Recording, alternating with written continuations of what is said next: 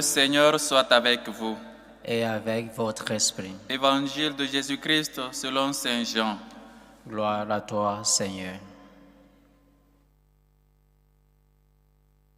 En ce temps-là, voyant Jésus venir vers lui, Jean le Baptiste déclara: Voici l'agneau de Dieu qui enlève le péché du monde. C'est de lui que j'ai dit: L'homme qui vient derrière moi est passé devant moi, car avant moi, il était. Et moi, je ne le connaissais pas, mais si je suis venu baptiser dans l'eau, c'est pour qu'il soit manifesté à Israël. Alors, Jean rendit ce témoignage. J'ai vu l'Esprit descendre du ciel comme une colombe, et il demeura sur lui. Et moi, je ne le connaissais pas, mais celui qui m'a envoyé baptiser dans l'eau m'a dit: Celui sur qui tu verras l'Esprit descendre et demeurer, celui-là baptise dans l'Esprit Saint. Moi, j'ai vu et je rends témoignage, c'est lui, le Fils de Dieu.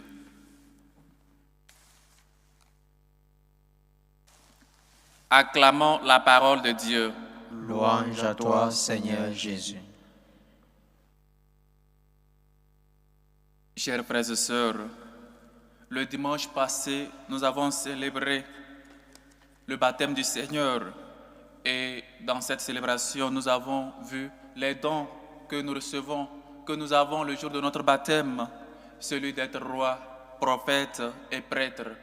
Et avant même ce temps, avant même le temps de Noël, nous avons eu le temps de méditer sur le personnage, surtout Jean-Baptiste, celui-là qui est venu annoncer en premier la venue du Seigneur, afin que nous puissions préparer nos cœurs pour recevoir le Seigneur dans notre vie, pour laisser notre cœur, afin qu'il puisse faire de notre cœur une trône où il peut régner, où il peut se manifester. Et aujourd'hui encore, Jean-Baptiste ne cesse de nous montrer Jésus. Voici l'agneau de Dieu, celui qui enlève le péché du monde.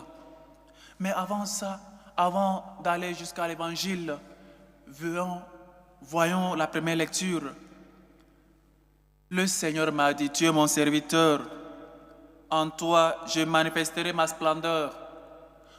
Nous sommes encore, chers frères et sœurs, dans cette idée que être un chrétien signifie être passif, de ne rien faire, d'aller seulement recevoir l'enseignement et de la garder. Et nous avons vu ce qui se passe, ce qui s'est passé avec ce serviteur qui a reçu le talent et puis qui l'a caché, qui l'a mis sous terre. Et donc, chers frères et sœurs, cela peut nous arriver nous aussi. Nous ne sommes pas, un chrétien ne doit pas être passif. Un chrétien doit être actif. Un chrétien doit être comme un panneau de signalisation sur la route qui montre le chemin aux autres, qui montre le chemin aux passants, aux conducteurs, aux piétons, aux cyclistes et tous les personnages qui marchent sur la route. Voilà ce que nous sommes. On ne peut pas recevoir la parole de Dieu et la garder et la mettre sous terre, parce que nous avons reçu le jour de notre baptême le don de prophète. Nous sommes prophètes. Et donc, chers frères et sœurs, nous devons témoigner que nous sommes vraiment des gens qui ont connu le Christ, des gens qui ont mangé et bu avec lui, des gens qui l'ont touché, les gens qui ont expérimenté l'amour que Dieu a pour nous, et non des gens. Dieu lui-même nous a dit: vous êtes la lumière du monde et le sel de la terre. La lumière du monde pour allumer, pour nous-mêmes laisser que la lumière puisse être en nous, demeurer en nous, la lumière qui est Dieu. Et après, nous puissions la porter pour illuminer la vie des autres. Et nous sommes le sel. Chers frères et sœurs, dans l'Antiquité, avant même les réfrigérateurs, on utilisait le sel pour conserver les aliments. Et nous sommes donc le sel pour conserver ce monde, pour mettre de la saveur, pour donner de la saveur, pour faire que le monde ne perde pas de vue l'horizon qui est Dieu, qui est le royaume des dieux. Et donc, n'oublions pas cette mission. Le Seigneur nous fait confiance, malgré notre petitesse, malgré notre faiblesse, malgré notre fragilité. Il veut que nous puissions collaborer avec lui.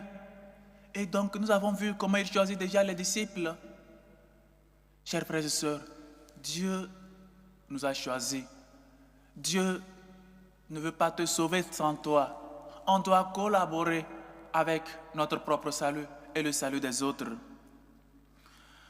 Chers frères et sœurs, oui, j'ai de la valeur aux yeux du Seigneur. C'est mon Dieu qui est ma force. On a de la valeur aux yeux de Dieu, malgré notre petitesse, malgré notre fragilité. Et donc le psalmiste nous le rappelle, notre réponse, la réponse que nous devons donner. Me voici Seigneur, je viens faire ta volonté. Parfois, c'est seulement le dimanche qu'on reconnaît qu'on est chrétien. On est les gens, on est des personnes qui troublent le quartier, mais le dimanche on est chrétien. On est des gens peut-être, on a des apprentis, on est coiffeuse, couturière, on est maçon, on a pas mal de gens qui travaillent avec nous, mais on ne montre pas cette tendresse. On ne montre pas aux autres qu'on a vraiment connu Dieu. On n'évangélise même pas. Notre vie est différente de ce que nous vivons.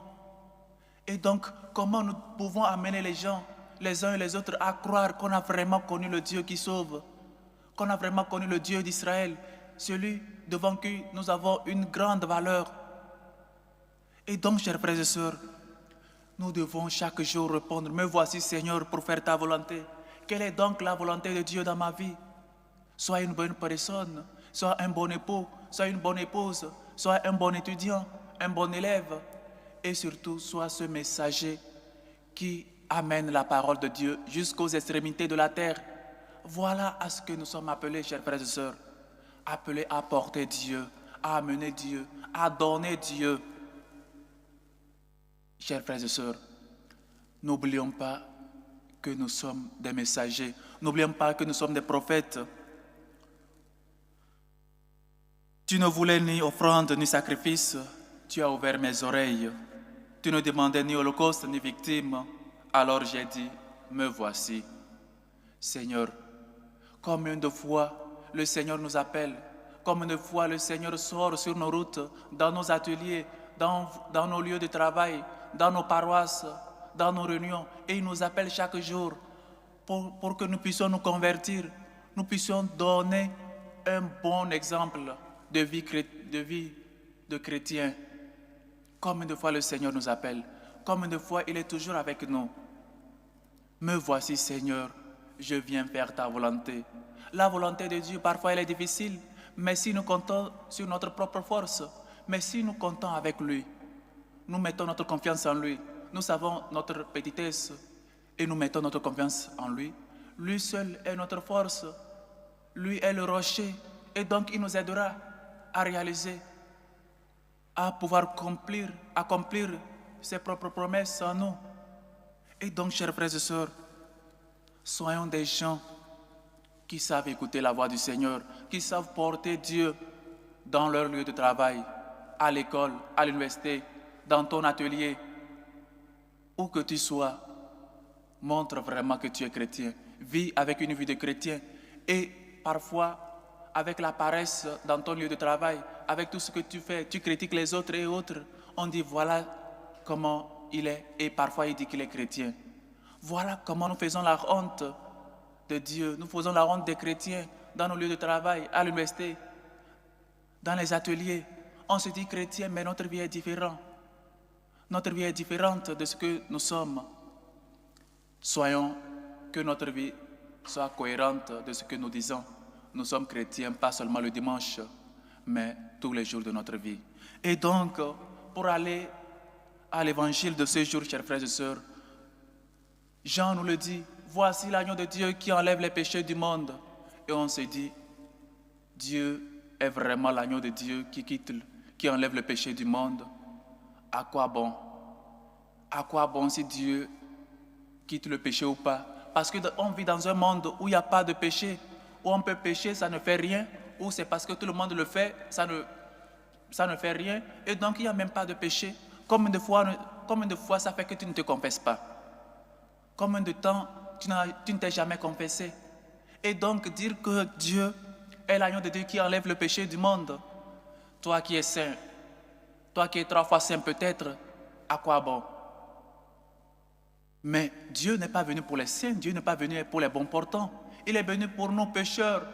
Il est venu pour nous tous, nous qui luttons, qui encore souffrons sous le poids de nos péchés. Et donc, chers frères et sœurs, Dieu ne peut pas être l'agneau de Dieu qui enlève les péchés du monde pour toi si tu ne te confesses pas, si tu n'as même pas de péché, si malgré tes tâches, malgré tes impuretés, tu ne demandes pas pardon, tu ne te confesses pas. Et le motif qu'on donne souvent, c'est que les prêtres ne sont jamais là. Et chaque paroisse organise des confessions dans la semaine, au moins parfois les samedis, parfois les mercredis, et parfois 30 minutes avant la messe. Ça dépendra de la disponibilité des prêtres. Mais le motif chaque jour des chrétiens que nous sommes, c'est que le prêtre n'est jamais là. Et on ne se confesse pas. Jean nous le rappelle. Voici l'agneau de Dieu qui enlève le péché du monde. Nous nous confessons. Nous voulons vraiment que Dieu puisse enlever le péché en nous. Ou parfois nous aimons plus le péché, nous aimons plus la tâche. Ou parfois on se dit c'est un petit péché. Une petite tâche chaque jour va faire une grande tâche sur ton habit. Voilà ce que le péché fait en nous.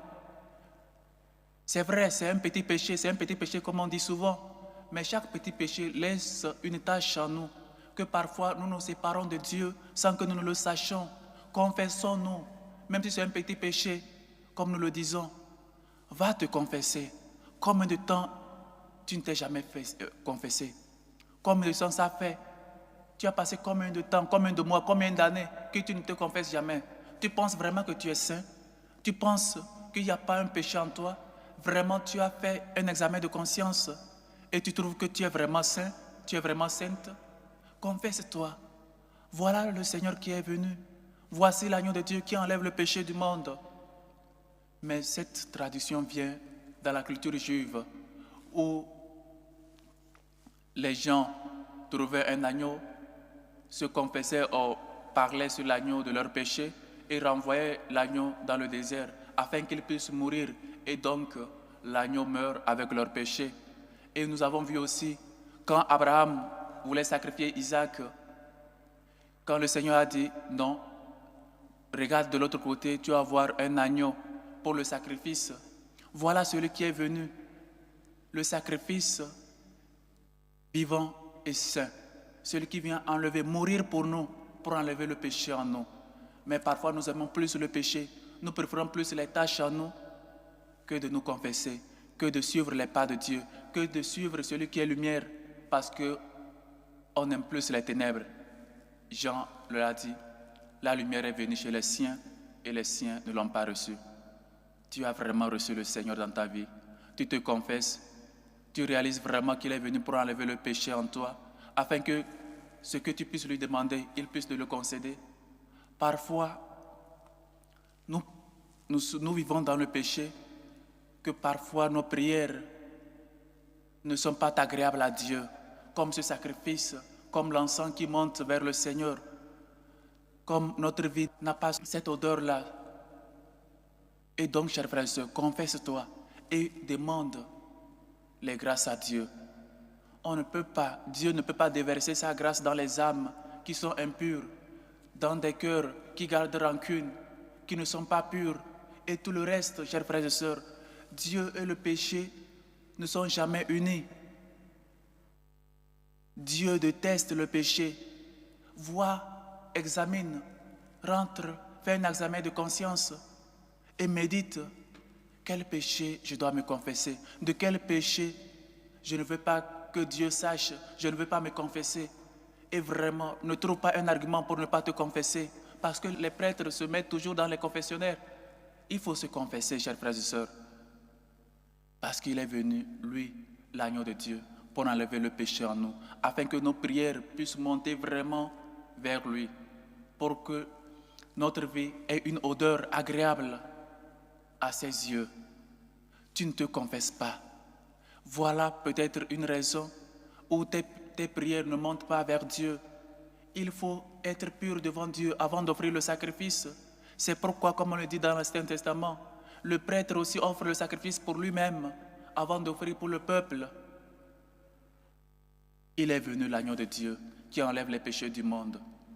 Vraiment, nous reconnaissons en Dieu, en Jésus, celui qui enlève les péchés du monde? Si oui, pourquoi donc nous ne nous confessons pas? Si oui, pourquoi donc nous cachons toujours nos péchés? Pourquoi donc nous préférons vivre dans le péché que de vivre en état de grâce? Confessons-nous, laissons que Jésus qui est venu enlever le péché en nous puisse le faire. Nous puissions collaborer avec lui et surtout nous puissions montrer aux hommes de ce monde que nous l'avons vraiment connu, en détestant le péché, en toujours luttant que notre âme soit toujours pure, soit toujours une offrande agréable à ses yeux, et surtout qu'il puisse déverser en nous ses grâces, que le péché ne soit pas un obstacle des grâces que le Seigneur veut déverser en nous. Soyons donc ces gens, chers frères et sœurs, montrons aux hommes et aux femmes de ce monde que nous avons vraiment connu le Christ et avec notre vie, nous puissions signaler que vraiment Jésus, le Fils de Dieu, est l'agneau qui vient enlever le péché en nous. Et laissons-lui qu'il puisse vraiment enlever le péché en nous afin qu'il puisse déverser sa grâce, ses grâces en nous. Que le Seigneur nous aide et que sa miséricorde nous réconforte. Loué soit Jésus-Christ. À jamais.